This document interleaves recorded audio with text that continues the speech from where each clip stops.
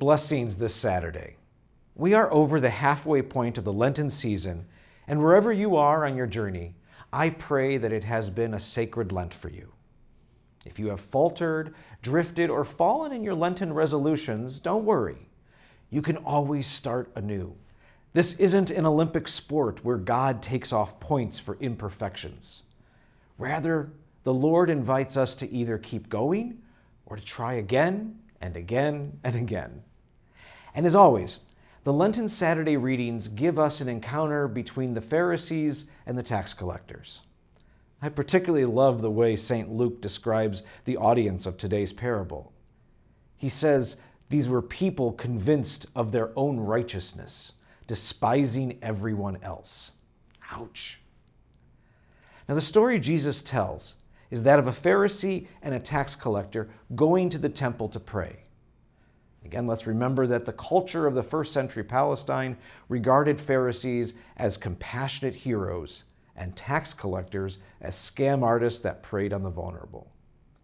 You see, the issue wasn't in the Pharisees' action in everyday life. In fact, Jesus would have lauded him for his good works.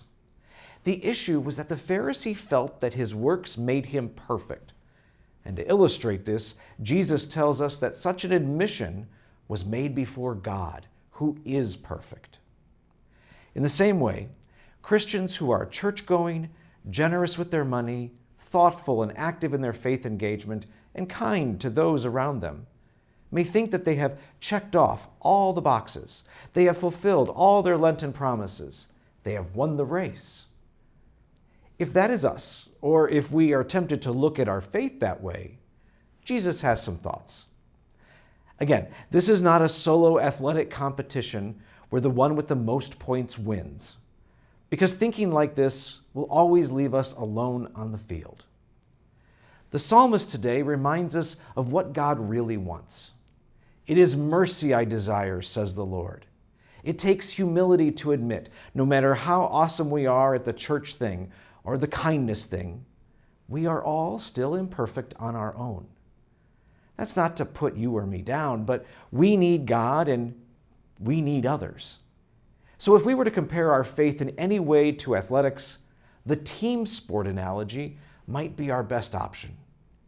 Here we listen humbly before our coach, who is the Lord, and we rely on one another to make a real difference. In my imagination, I would love to have seen the Pharisee and the tax collector in the temple recognize their respective incompleteness, and in that moment of mutual prayer, see the other person in his fullness and connect with that person. They may have arrived there independently, but how wonderful if they were to depart on a new mission together.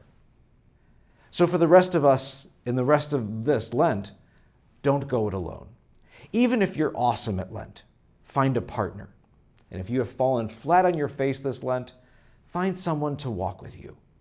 It is a long road, but if we work at this together in humility before God, it can truly be a magnificent journey.